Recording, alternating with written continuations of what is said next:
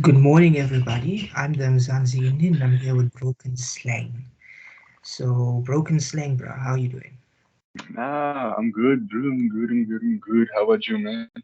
Ah, likewise, all the time. Living in South Africa, enjoying the Ah, crime, enjoying the load that's the shedding. bro. Enjoy the who How the can hell I enjoys complain about? crime, bro? Who Hey, enjoys crime? Hey, bro. bro, I'm being sarcastic here. Just say it, okay? I'm joking, man. I'm joking. Anyway, Oh, yeah, yeah, anyway, I was thinking today we should maybe start talking about victim mentality in South Africa. Do you yeah, yeah, understand yeah. what that means? Yes and no at the same time. Okay. So what would Yeah. you like to know about the term victim mentality? The thing is, that's a very, very strong topic when it comes to government, comes to family, comes to like relationship things and all that stuff. Because because saying that you're a victim is is easier said than proving yourself innocent, if you know what I mean. Okay, yeah, because I agree with that. It's easier to say you're a victim of something than to put in the hard work and Uh huh. prosper. I mean, Exactly. if it was easy to be a rich man, everybody would be rich. Yep. So basically, what I mean by victim mentality here is I want to make reference to Jacob Zuma, the former corrupt guy who couldn't count to save his life. That Jacob Zuma. So we Yeah. all know he was released a few weeks back, and he made a very controversial statement thanking the looters and rioters of July for them fighting for his freedom. I don't understand the mentality there. So obviously, many politicians, journalists, political analysts, and South Africans alike took to social media, made press statements and everything saying that he is condoning the killing of 354 individuals. That's the amount of people who died in these riots. So, what I saw on Twitter for about a whole week, what was trending on Twitter was Indians. Now you can What? see where Why? I'm Whoa, going whoa, with whoa, this. whoa, whoa, whoa, whoa. Why Indians? Where do they come Do into you this mix? remember a little township in Durban called Phoenix? Yes. Do you remember what happened in Phoenix in July? Yeah, it was a mess. It was a Yep. mess. So all those vigilantes. So basically, Zuma and his sheep decided to put the whole blame on everything on just Indians, saying that all the deaths were because of Indians. So, and then what arose from that was a bunch of anti-Indian sentiment, anti-white sentiment, because there was also something called expropriation without compensation, which is also being about to be passed in Parliament, meaning the government can take land from you if they feel as if you're unfit to have the land and give it to somebody they deem fit without paying you for the land. So all of this put together has is making a lot of people's blood boil at the moment. And from my time on Twitter, bro, everybody's saying, "See what this" or "coolie this," "coolie that." It's horrible. Now I am Indian, so I'm allowed to say it. It's like the N word with black people. Yeah, I know, I know, I just have to clarify that to everybody. I So it's know. quite They crazy. People don't. calling for mass deportation, saying all Indians must be killed off, must be shot on sight, attack them like Let how we attack the Afrikaners on the farms. This is like the type of stuff which are being said on Twitter. I'm not even getting into the stuff many politicians have said. I mean, Zuma even threatened. Apparently, he's saying that he wants to sue the Phoenix Heroes for all the damages wait. caused to the people after he's finished with Karen Morgan and I forget the gentleman's first name, but I know his second name's Boner, something like that, Brown or something like that. he took them to court for exposing his medical records, which were non-existent. So this just brings me into this whole thing of victim mentality. In a nation where something very horrible, something very violent, and something that oppressed a majority of the country, including this very same people it saw as superior, apartheid ended, but people are still buying into this mentality as if they're still victims. So, what are your views on this? Like, why do you think people are still claiming to be victims of apartheid, even though it ended 28 years ago? We have things like BE, triple BE, EA, double A, affirmative action. We have the Black Business Council. We have tons of grants aimed at black people. We have NASFAS. They get free electricity, which we pay for. They get grants. They have UIF. They are protected in the workplace.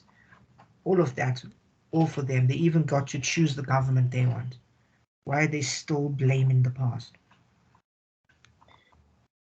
I'm gonna be honest with you. This might be a very, very, very touchy subject to some people out there, but I feel like it's all they can say. They can't say anything else but that.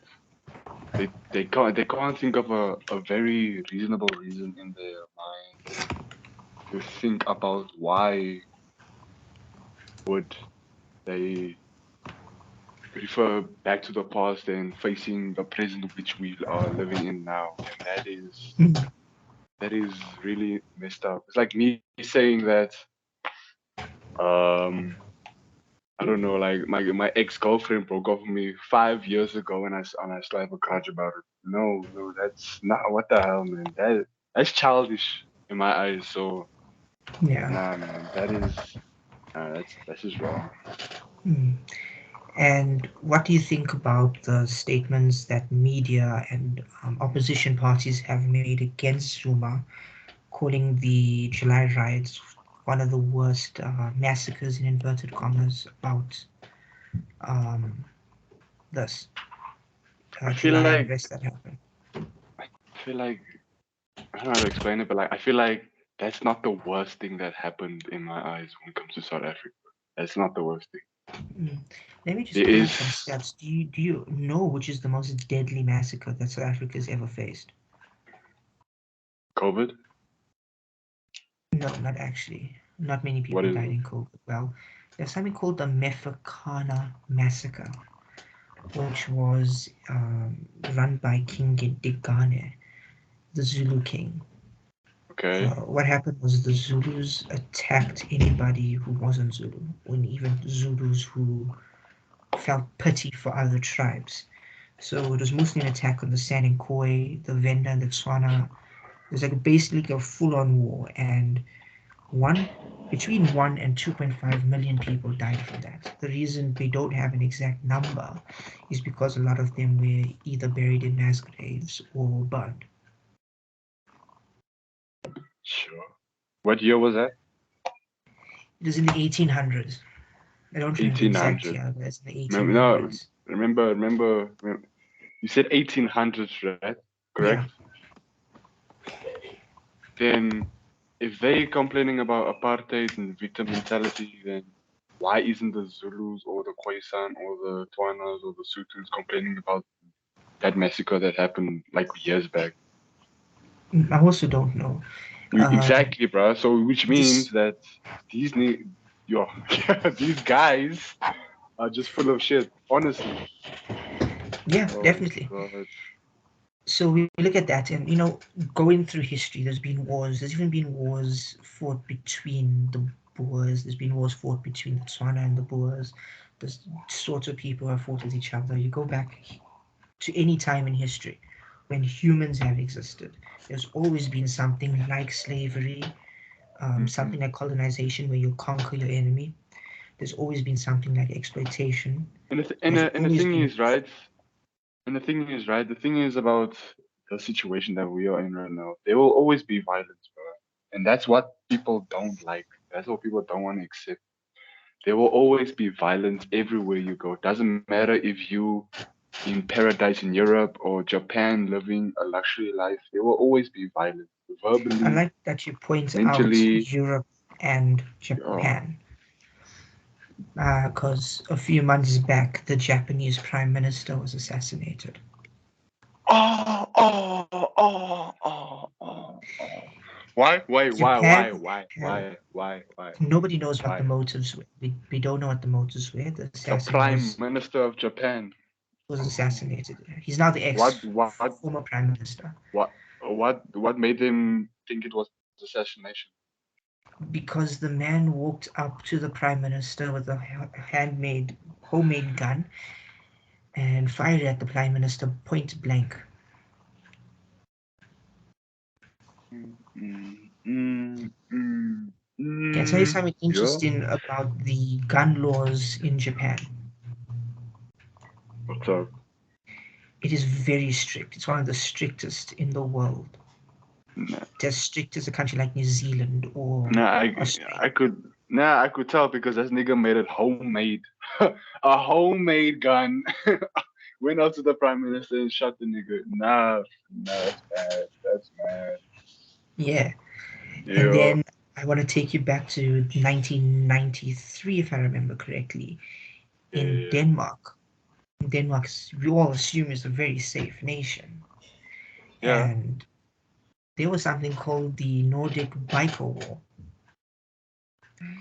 where these biker gangs started using military-grade weapons against each other,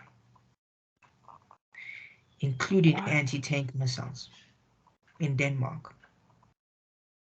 So that all proves the fact that violence will always be there. How we act upon it, how we deal with it, and how we punish the perpetrators of such needless violence. That's important. Exactly. So you got to ask yourself now, why blame people living in a community which is surrounded by 6 different townships? It's an Indian community surrounded by 6 different townships. Why blame that small community? And that specific community as well.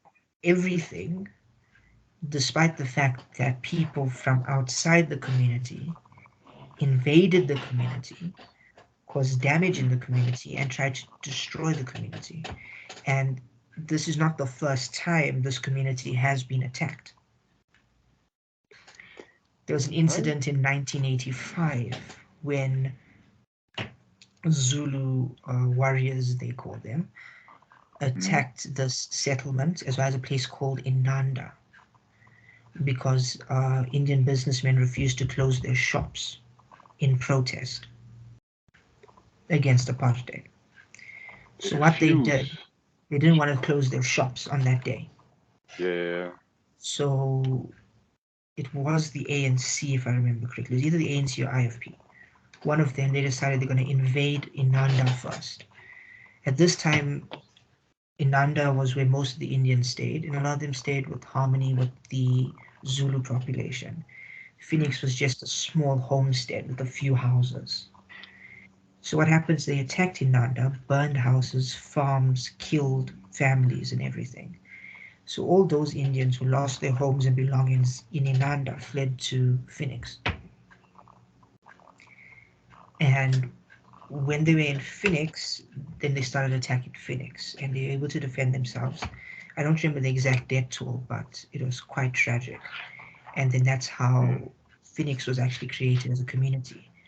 I don't know if you know the tri-camel system. I don't. Okay, so it was basically a system where coloreds and Indians were allowed into parliament with limited rights to make decisions on how the country was ruled.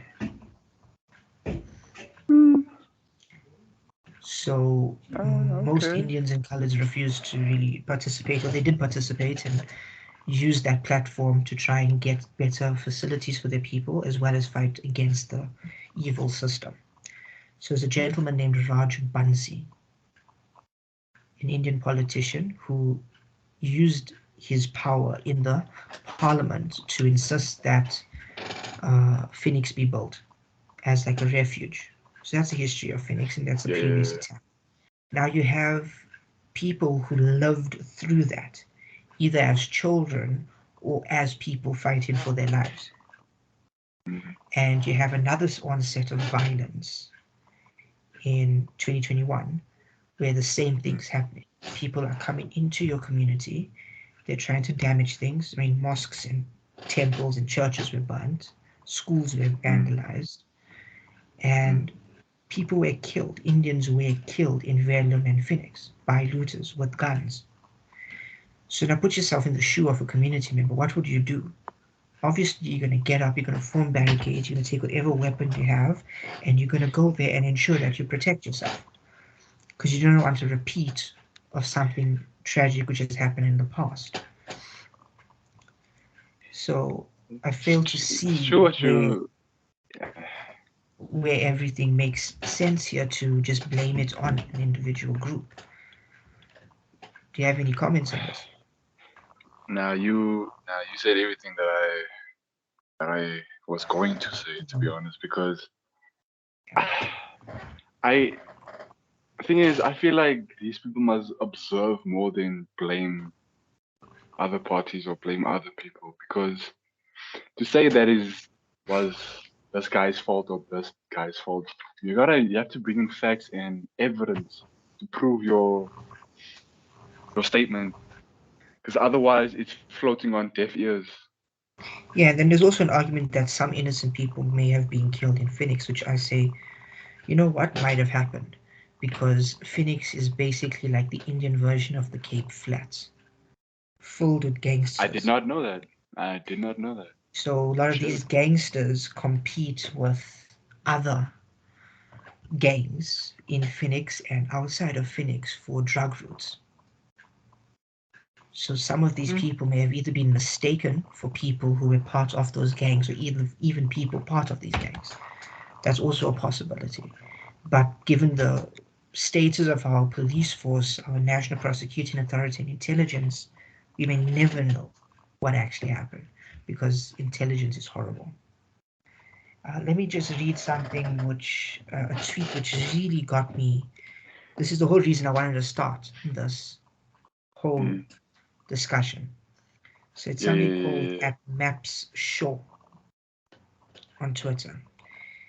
Okay. This man or woman said we need to stop policing what they can say and can't say. This fallacy of a rainbow nation is a ticking time bomb. Exhibit A, hashtag Phoenix Massacre. It's just one event of many social ills natives are faced with on a daily basis. Things have supposedly changed but have remained worse. She continues to say that I feel as if I choose segregation in a heartbeat in this kumbaya nonsense. So, It's kumbaya nonsense. yes. This And then she racist piece also of. says, Yeah, this is okay. something else which she says now. What We the need to come to a fuck? point where we must allow the non-melanated folk to speak freely. Frankly, it's brutally honest and how they feel about us in our presence. I'm sick of this pretense. So she's referring to white people there. And then goes on to attack Indian people and then goes on to say that she doesn't want this nonsense of the Rainbow Nation. So frankly, looking at this, I got to think to myself, what is it which people like Steve Biko, people like Ahmed Timol, people like Ahmed Katrada, people like George Bezos, John Solivo, Nelson Mandela, Thabo Mbeki, and the list goes on, Helen Ziller, Christian Barnard, all these people, all of them fought against a You- system which was horrible, apartheid. It ended in 1994 officially, where we got a new government. The majority race of this country, which are people of black descent, won the elections. It is. They It voted. They is. got the It is elections. Africa, so it is. Yeah, It is Africa, so yeah, makes sense. So anyway, they go. They vote. They voted ANC. ANC took a country which was frankly operational, which had infrastructure, which had a good military, which had a good police yeah. force. No matter how much we can say, no matter what you say about apartheid, that's one thing they did right. It was a bad system, but at least they built infrastructure, and at least they did all of that. But ANC took over. You have the right to vote. you have all these other rights which when you were not given in the past. You have freedoms which the people who died in the fight didn't have. You have those freedoms, but you still want to talk about segregation, which people died fighting against. You want to still talk about this nonsense of a rainbow nation. Why is it that you want to, what you say, blame others in a country where everything is for you? Hmm. And this is coming from somebody who benefits from BE. You. Even though I have very few points on BE, I still benefit. If I go and get a job, it'll still benefit me. If I'm trying to get a bursary or get into university, however, it won't benefit me, but it will benefit me if I try to get a job or if I start a business. But it won't benefit me as much as it will to somebody of African descent. Even somebody who is colored like you doesn't get as much benefit as they would. Mm. So, despite all of this, why do you think that people are still buying into this fallacy of I'm still a victim? This country is still apartheid. We're not free. The thing is, right? I feel like these people just need to. I'm gonna be honest with you. I feel like these guys that they say they're a victim of apartheid, this, that. They literally just need to like move on. They just need to move on. Because like think about it.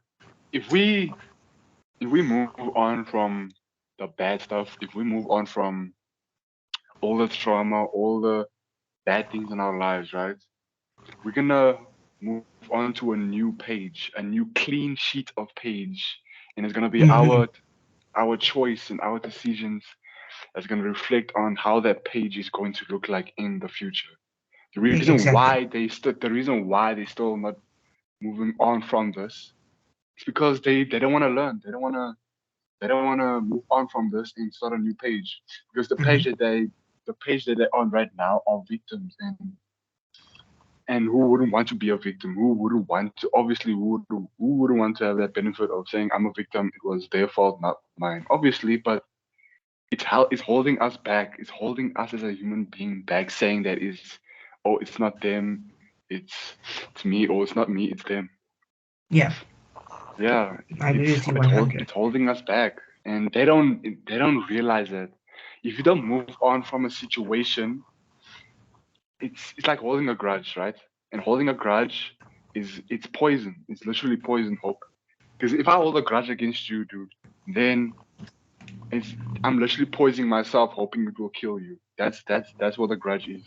That is exactly what a grudge is, and that's not how you're supposed to live life in any Yeah, country or any type of world that you live in.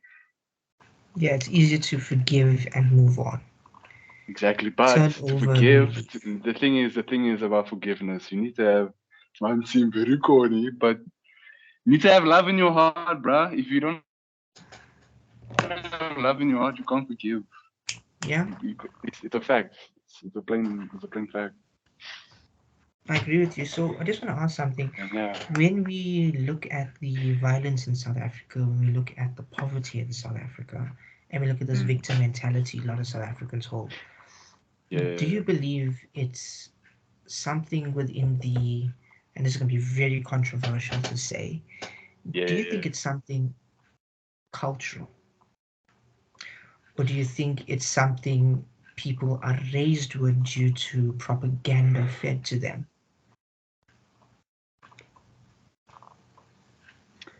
I feel like okay. Thing is, right? I believe if everyone has a choice, it doesn't matter if you have cuck parents or good parents, or you live in a cuck environment, or you don't have opportunities to do this or opportunity to do that. We all have a choice at the end of the day, and it's up to you as a person to make that choice. You can't come back and tell me, hey, yo, no, didn't have a choice because this person did this and that person. No. You had a choice to do something, and it will reflect back to you in the future. So that's how I see it. Okay. I like that you point in that. So that'll bring me to something else. I think it's a perfect segue into, let's talk about something like self-improvement. Yeah. Oh, So you have all that these is people. Let's say you're some the guy. You brought up dirt poor. You're living in like Alexander or something.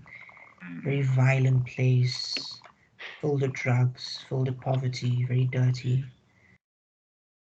If you're this type of a person and you're buying into something like victim mentality, how does somebody like that work on improving themselves? Is it possible without external factors? Are you talking? Are you okay? Yeah. It's a Okay. hypothetical. Yeah. No. Thing is, right, about self improvement. Like I say again, it's a choice, man, and it's really about. Okay, wait. Let me tell you this, right? Einstein, Leonardo DiCaprio, and all those smart guys in the past, they were limited. They were Mm-hmm. very, very limited to what they had in order to get knowledge and do what they did in the past and becoming the successful people they are now today, as we know them today. Now, in today's society, we have so much information or access to information, so much. You can't tell me that you can't, or at least improve yourself with the information that we have today. Because look at Einstein and Leonardo DiCaprio and all those guys. Those niggas were limited to what they had. Limited. We are. We have limitless information. We have internet. We have books that are for free now. We got like, oh, there's so much to say about this. And the thing is, people don't want to put in the work. People don't wanna pick up the like the old people say, pick up your socks and stuff like that. Roll up your socks and they're lazy. Everything wants to be given them in a on a silver platter, and everyone wants to feed them by the mouth. Nah, nigga, nah. That's not how you. That's not how you live. That's not how you become a successful person. Because you need to have experience in order to become successful. If you don't have experience, you don't have the necessary capability to do something that you worked for. It's not gonna happen. And you're not gonna improve. You're not gonna see the top of the mountain, see the views, and see everything that you actually wanted to see in life. You're not gonna see it. You're not gonna achieve the goal. And Mm-hmm. what pisses me the most off, people know this. People know that hard work is rewarded with achievements and success in life. People know this, but they still decide to sit around all day, eat chips, and wait for something to happen. No, that's not how it works. And I'm not gonna lie, it is hard. It is hard to like decide one day, hey, yo, let me start working on myself. Let me start succeeding in life for once. It is hard. I'm not gonna lie because it's a day after day after day after day process. It's not something like that. It's literally you have to work on it every single day, and it is hard. It's one of the hardest things that any other human can do, and it's yeah, it is what it is at the moment. I just wanted to ask, have you heard of a gentleman by the name of Richard Maponya? Nope. Okay, let me tell you a little bit about this guy. So Richard Maponya was brought up in Soweto Yeah. during apartheid. And he started off as a guy who was just doing like quick time deliveries, like those bus boys in the past. They'll just be like, "Hey man, give you $20, give the guy a newspaper or something."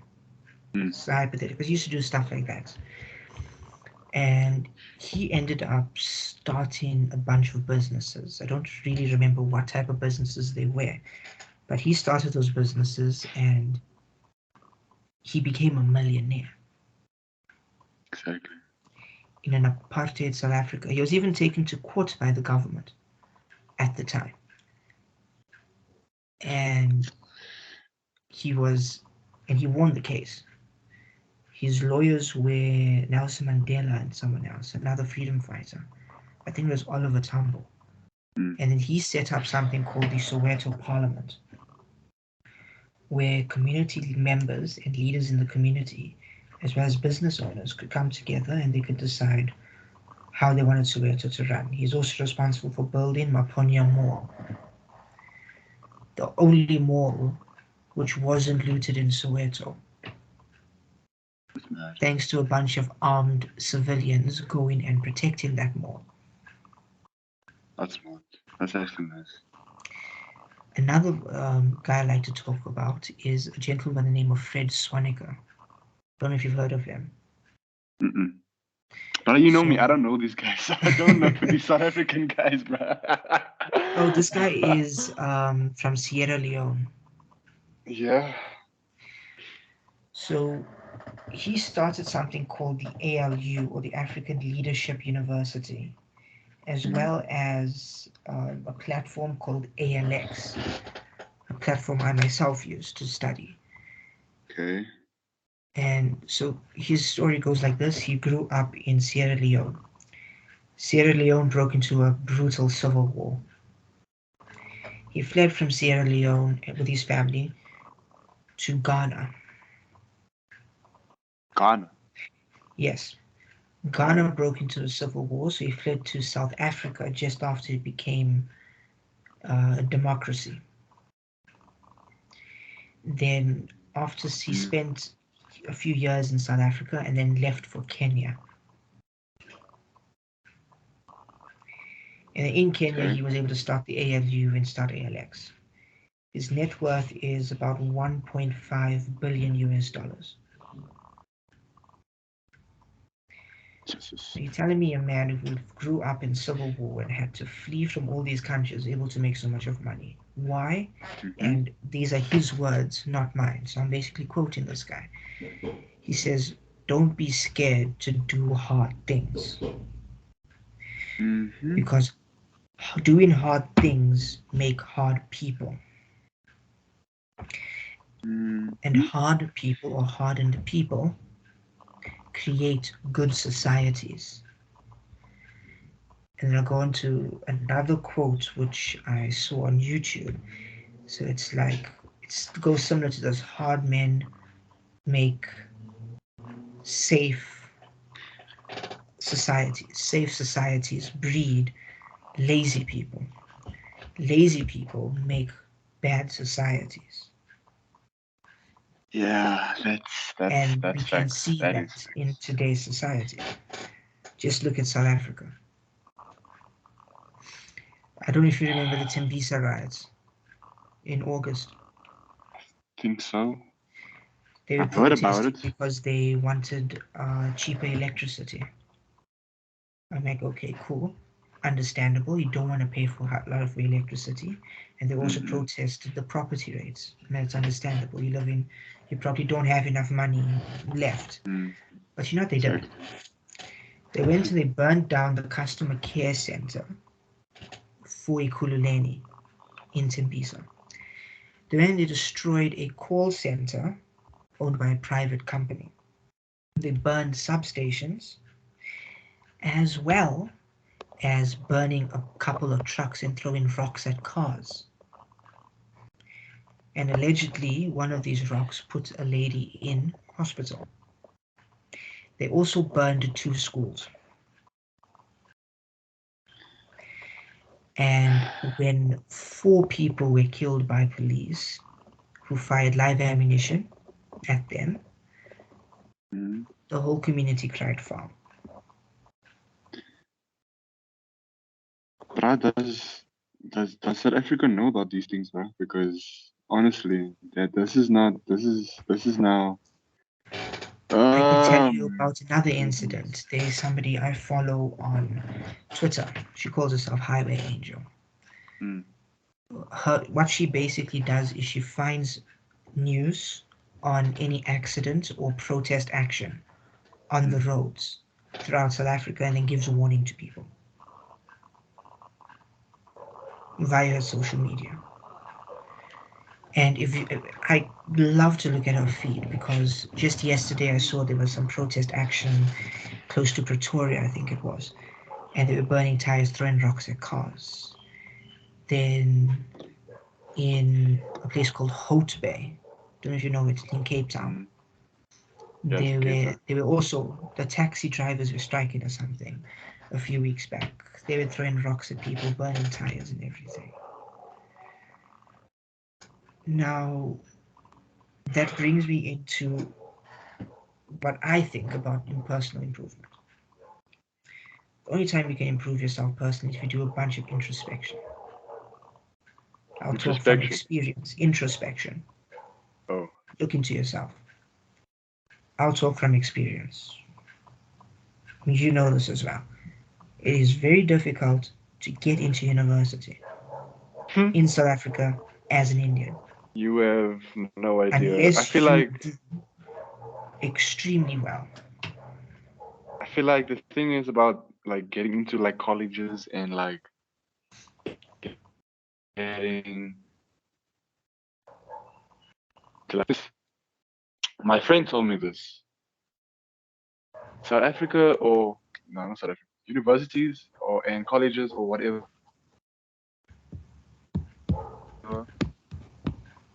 Yeah. They literally that is depth.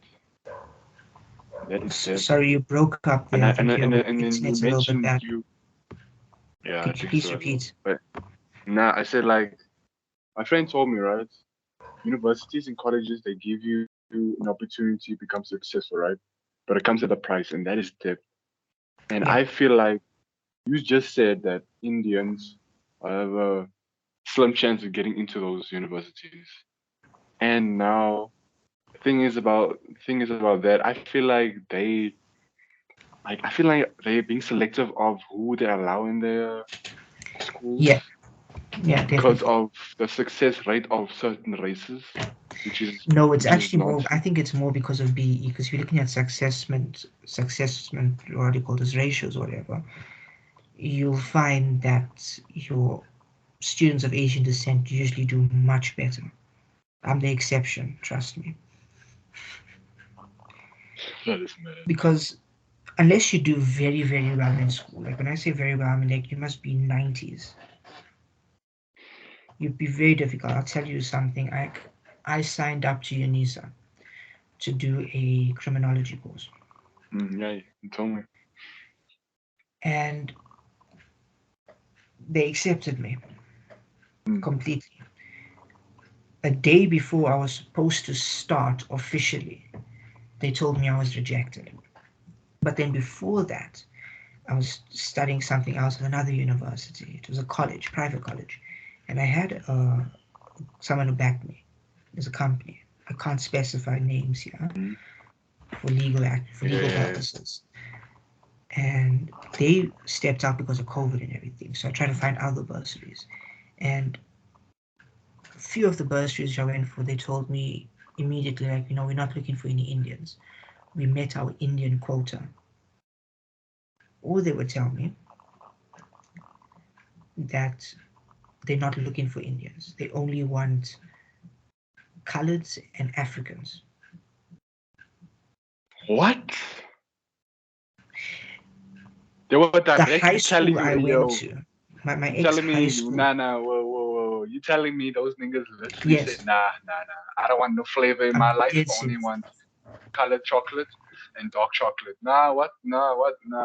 That is, oh my God. It gets worse. One of these bursaries was actually promoted by my ex-high school. Oh my, you telling me that high school was promoted by... that actually explains a lot in a way. One of it was promoted by the high school. It was actually promoted on the communicator they use for the parents. Wow, you can take them to court to this shit, bro. No, you can't, bro. It's the law. It's the law, but then the law basically told... No. The law basically just told you, nah, I don't like your spicy Indian vibe. I want you to get out of my life. Nah, what? No ways, bruh. I'm There's dead no serious. way.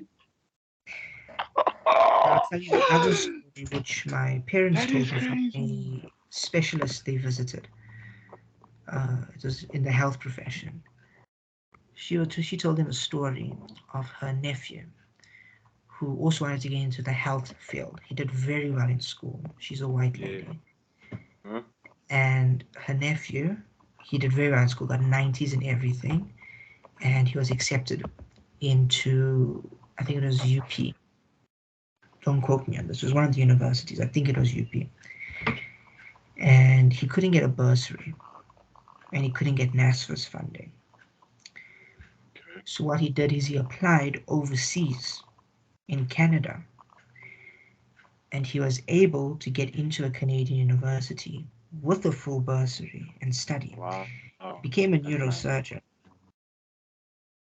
and decided he wants to stay in Canada Okay. because he gets paid better and gets treated better.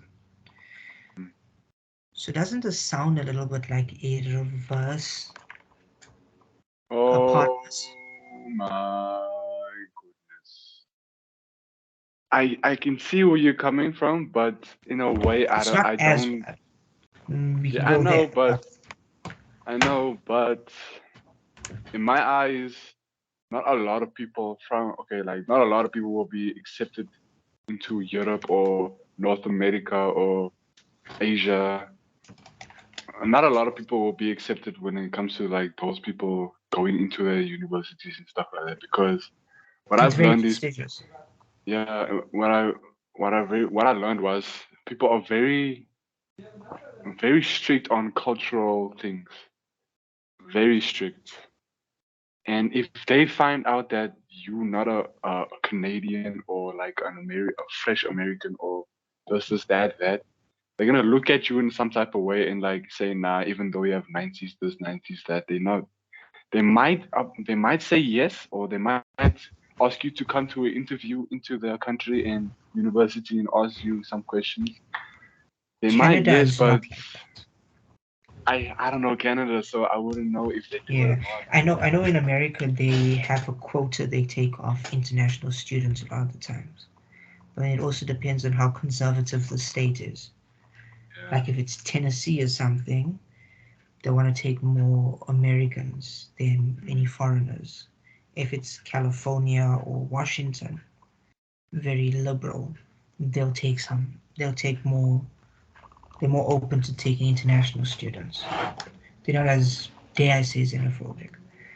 Mm. But then that also, I understand that they want to put their people first, which makes sense. No, of course, of course. Every country has the right to Yeah, do they that. should do that. I'm a But big but supporter of put South but there's a Africans limit. first. But there's a limit. There is a Mm. limit. There's a Yeah, like there can be some sort of like way of the government saying, okay, this is going to be like aid we give to another country or something like that. mm, mm. But what I find interesting about that is this guy became this successful neuroscientist in another country when he could have also been that successful neuroscientist in South Africa. The odds of that happening is very slim in my eyes. You can, You but can, but it's slim. if Think you of become like a, if think you about it really like think about this. it. I love that we said that together. You go first. Like think about it, because like South Africa, yes, it's a country like any other country with corruption, with successful stories, with talent.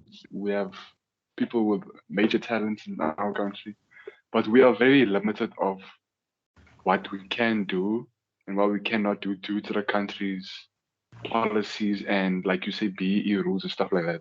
Hmm. If I wanted to, let's say I have good grades, right, and I decide to apply for a bursary, I get the bursary, yeah, sure, but there will still be how must I explain this? There will still be complicated situations with the universities and saying now you may have to pay this in order you have to pay this amount in order to apply for next year, and then when you apply for next year, then you have to pay this amount again, this, that. That is, and then Complete imagine nonsense. exactly, and imagine in that time I'm done with my first year, and then they come to me and say, okay, now we need this from you. If you don't have this at this moment, You you don't can't get apply you. for next year. Exactly. Yeah. And now, let's say for instance, I don't have the money in the time. You see what I mean? Yeah. And, What I and think and the is, thing is about that, and yeah. so what I think about this is not everybody can afford university or tertiary education. Exactly. Not even a lot of your middle class people. And the privatization of some, this is where I differ a lot from my main political ideology, which is classical liberalism. Mm. It's usually pro-business. But in something like this, especially in a pure country like South Africa, we need something like NSFAS to help students. But the problem with NSFAS and with universities is they're corrupt. There was I don't know. recently an incident in Limpopo where NSFAS was paying the university directly all the money that was supposed to go to the students. So the university would take the amount of money it needed for the students' books, for their dorms, for their rent and all of that. All the money for their stipends, which will be for their transportation and which will be for their food, the university took. So these students spent 2 months not getting any money for food, practically starving.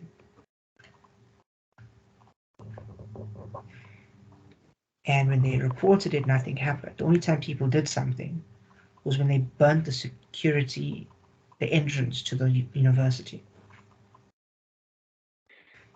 Now, I don't support that type of violence, but in this case, you can understand the frustration. I still don't support it though. You don't go around burning things. But like, that's just how badly corrupt the nation is. Doesn't matter who The you are, doesn't matter where you're from, universities doesn't matter what circumstance you are. are stealing from the students.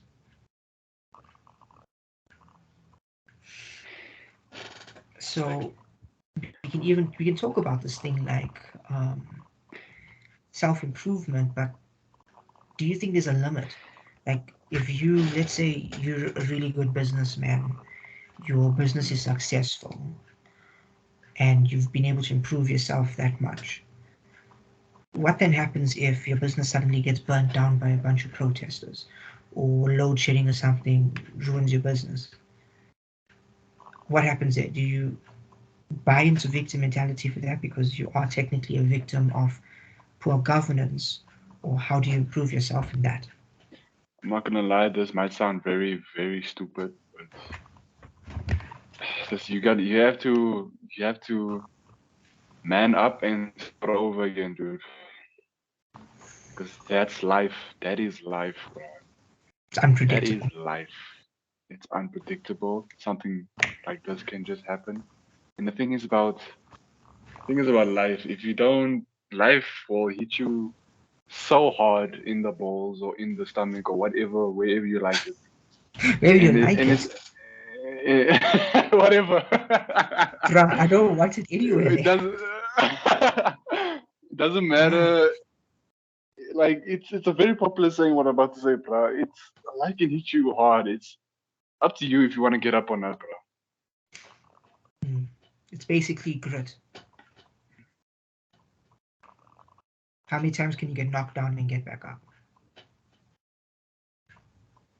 Exactly. It's like Rocky said. How can that is how it is, man. Yeah. Yeah, You have the right to sulk for like a month or two, but that's it, bro. You can't sulk for 5 years straight and then your family being ruined because of you sulking for that much that for that long. No. yeah. And you know, I've learned a lot about this, especially with the business venture I've gone in with a friend of mine. Mm. To just this one more thing, if follow us at new_disco_fashion on Instagram. Check us out. Shameless plug away. Now do your So this thing, is how man. passionate I Do your am, bro. thing. This is how passionate I am about this, bro. Do Anyway, your so thing, you man. learn a lot. Like basically, we've gone into this thing fully not knowing anything. Mm. It's all our own research and from speaking with people like my dad, with his parents, and getting the information we need. Mm. And we're still not extremely profitable, but we have enough coming in and we have enough followers and stuff that we're building this brand. So I like what you speak when you say about that, which it makes total sense. In one of our holy books, there's a verse in Sanskrit. I'll just say the translation. Yeah. It, it translated into English is "there's danger every step of the way." And there's no other way, no other way, no other way but to completely surrender to the Lord Himself. So when your scriptures are telling you that life's going to be hard and get ready, you definitely got to take it seriously if you think about it. Yeah. Just one more thing I wanted to get your opinion on. We spoke about self-improvement, victim mentality and everything. We all know we live in a country like South Africa, which is very violent. I think the Yeah. stats were that every hour about 48 people, every day about 48 people are killed in the Cape Flats. Mm. And there's about 100 and something rapes. What's your stance on gun ownership and gun laws in South Africa? Things about guns. Guns don't kill people, bro. People kill people. That's Yeah, the it's fact. basically That is your fact. No one. There's no such thing as guns can like. Oh, I don't know I if you didn't can kill hear him. me The gun clapping, did. but I'm I'm clapping. hearing you clapping. Yeah, yeah, yeah. So So thank you. it doesn't matter if you have a gun license. It doesn't matter if you don't have a gun license. People kill people. It's not because you have a gun. It's because you are able to kill someone with a weapon. I mean, you think about it, That's my people can thing. use it as a weapon. Say Like again. John Wick used a pencil as a weapon. Exactly. Exactly. I have a whole lot of kitchen appliances I could use as a weapon. Exactly. I have goggles which I could use as one. Exactly. And the fact Charging that cables. people use guns as an excuse saying it's a danger to society, this, that. It's dangerous to have it in your house. Technically it is, but it's up to you as a person how you handle that and how you I mean, if you think handle about certain it, situations with the weapon. if you are competent with a weapon, if you follow the 4 basic rules of using a weapon like a gun, Mm. which is basically don't point your gun at anything you're willing to shoot. Treat all guns as if they are a loaded weapon. Always Mhm. have the safety on, and before you clean your gun, you have to ensure there's nothing in the chamber. And always point the And gun. I'll just add Always another one. Mhm. You must also know what's beyond your target. Exactly. And always face the gun downwards to the ground or not towards people. Make sure you have both hands on the The gun. Make guns off sure also your fingers must be off the exactly, trigger, exactly. unless you Finger have a always on safety on the trigger. trigger. Like I don't even know. I think Glock 19s. I think it is. They have 3 safeties. There's a I think there's 2 button safeties and there's actually a safety on the trigger itself, which you can Yeah. activate.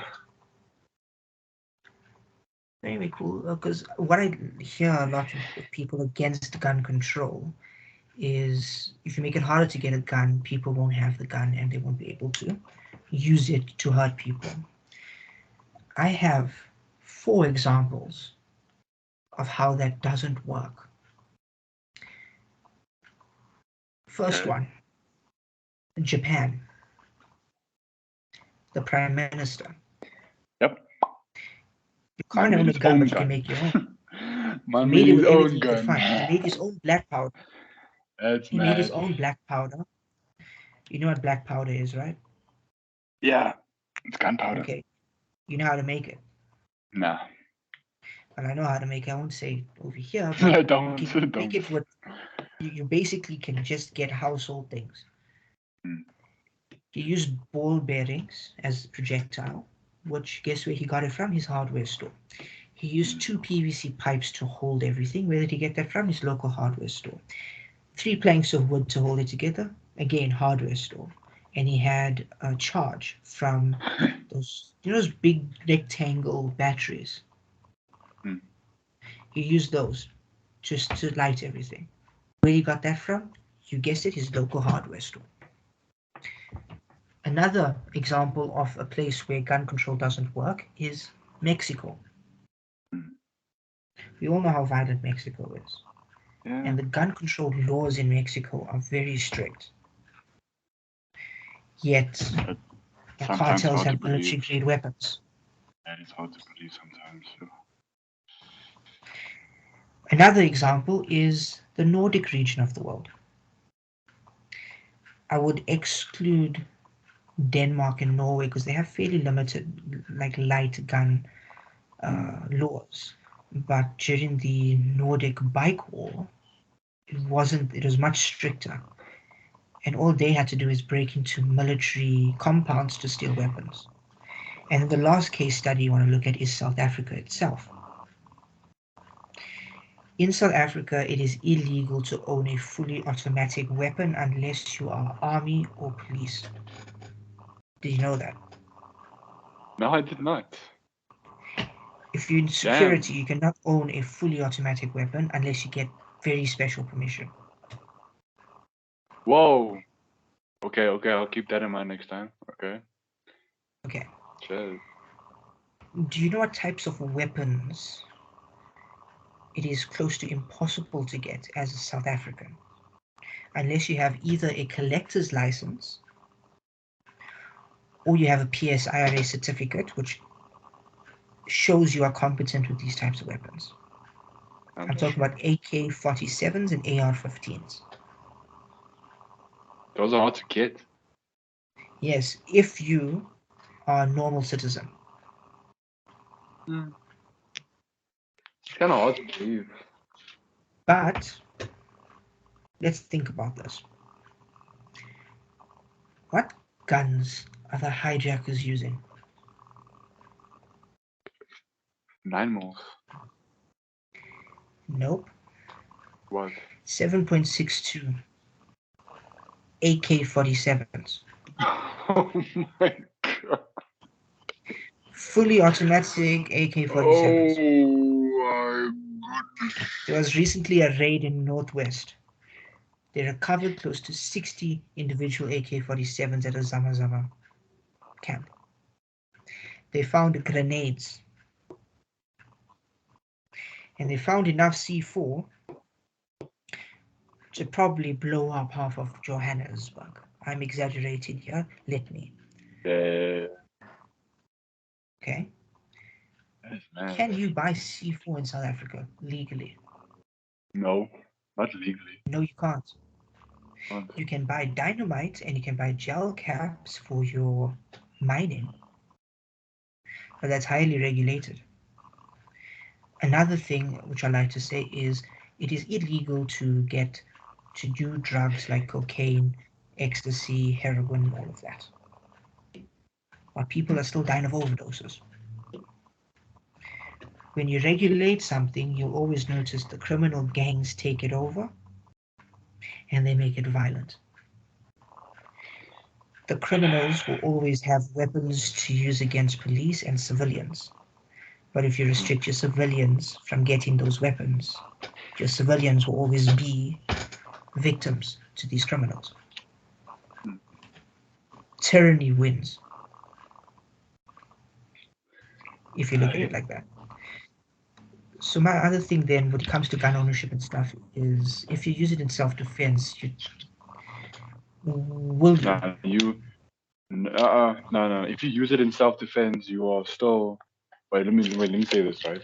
Let's say this is a guy breaks into your house. You have a gun. You shoot the guy for good reasons. Then then you're still gonna be held responsible for his damage. Not damage, for his for his injuries and stuff like His that. death. You're still gonna or his death. You're still gonna be held responsible, because the government is still gonna see it as a thing of saying, why didn't you deal with the situation in a reasonable way, or at least disabling him or shoot his legs for incapability of walking and stuff like that. You The can also government is get still sued gonna for ask that, you. for Exactly. reparations. You see what I'm saying? You see what I'm saying? There is no good way But to my deal thing with a is, situation if you yeah. have a gun. There's no good. But then what happens? Then what does the government do if this guy paralyzes you or injures you? Can you sue him? Of course, it Will you depends. get justice? You'll get justice in that nigga's court. That's all that is to it. If he Yes, doesn't but get would this caught, all get you are caught? screwed. You are screwed if he doesn't get caught. That's How many basically it. unsolved cases does SCPS have? I don't actually know the number, but I'm willing to bet it's a lot. It has to be a lot, because think My about it. understanding is, What stupid criminal will kill you and stand right there waiting for the police? What? There's no way. exactly, Unless that guy has a death sentence that he wants to pursue in jail. or he wants to be a cop. Yeah. But see, my issue is also many people say if you're hurt or end the life of a robber who broke into your house, you valued your property over a human life. I know it sounds I feel like stupid. I feel like it's more about your life in danger than anything else. Because But see, the thing is, the for me, person that breaks into a house is deliberately saying, I'm willing to kill you in order to take your belongings. That's basically he's it. willing to take your belongings. Or he's Think willing. about Oh it. yeah, willing. Yeah, willing. You've worked so hard for that house you have, for that car, for those devices, for that money, for that property, basically, for those assets, for all of that. That's your hard work. Wouldn't you want to protect it? Exactly. Like, Isn't as that long as hard work the thing is, more value than this guy who's just trying to steal it? the thing is with me, man, the reason why I think that or how must I explain this? The reason why I don't wanna, let's say this is a guy breaks into my house, né? Like, Yeah. you know me, I know what to do in those certain situations, right? If he is in my zone or in my personal bubble, I'm gonna break every bone in his body and then send him to the hospital and then face court later. As long as my family is safe, you can take anything in my house. It's fine. I don't care if it's a speaker, a TV, my table, or whatever. You can take anything. It's fine as long as it doesn't touch my family. If it touches my family, then it's something else. Then obviously I might kill him and all like. Okay, not kill him. Obviously not, because you know me, bruh. You know me, bruh. Obviously not kill him, but I will break every bone in his freaking Yes, body. I Mr. will break Krav every bone. Maga. Ah, shut up, bro. Shut up. I will break every bone in his body, bro. Okay. I know, but still, man, I don't like it when people Dude, know for these me, things. it is Oh, but yeah. warning shot because I have to. Mm. I give you 2 warning shots to say get out the house. I've already caused damage to my own house because of this warning shot. So that's more. Get There's out more the house. expenses Don't on your wanna go. side. Again, even though this guy ran off, I'm still at a loss. Yeah. Okay, get rid of him. Let's say he runs away. Okay, good. I'm not doing anything. The guy's gone. I'm calling the cops. I'm calling my security company. First, I'm calling the security company. They're more trustworthy. They'll get here quicker. Then I'll call the cops, wait for like 4 or 5 hours, let them come, do whatever. But if he doesn't go, and he has a dangerous weapon on him, he's in my house. First thing I'm doing, I'm getting everybody in my house to go into one area. I'll make it the main room. They lock themselves in the main room. Hopefully, my significant other or anybody else in the family is also competent with a weapon. They have their own to defend in there. I'm going down. CQC that. You know what CQC is, right? Nah. Close quarter combat. Oh shit. Okay. I feel like I should have known that. I- Anyways, yeah. So basically, I will know the outline of my own house. Yeah. So I'm gonna go now and I'm gonna try and find these guys. I give them a warning shot. They don't go away. They start coming towards me. What am I doing? I'm sorry, I have a mag that has about 9 bullets in it. And I got 2 of those mags. Plus I have a shotgun. These are the type of guns I want in my house. 9mm going first. If you're still not getting out of the house, a 12 gauge is coming for you. A 12 gauge stainless steel slugs is coming for you. And I don't care if I've offended anybody. It's a very touchy topic to everyone in this world because taking a life, harming people, it's very. I don't I know, understand. man. And this world has become a very sensitive world. So Yeah. I don't like the insult soy boy because I love my soya, but I don't like these people. I think that cuts it for us. I think it's a good talk. yeah. Thanks for joining me. Nah, Enjoy the bro. rest of Thanks. the day. Nah, no problem, G. Cheers. Enjoy life, bro. Yeah, I will.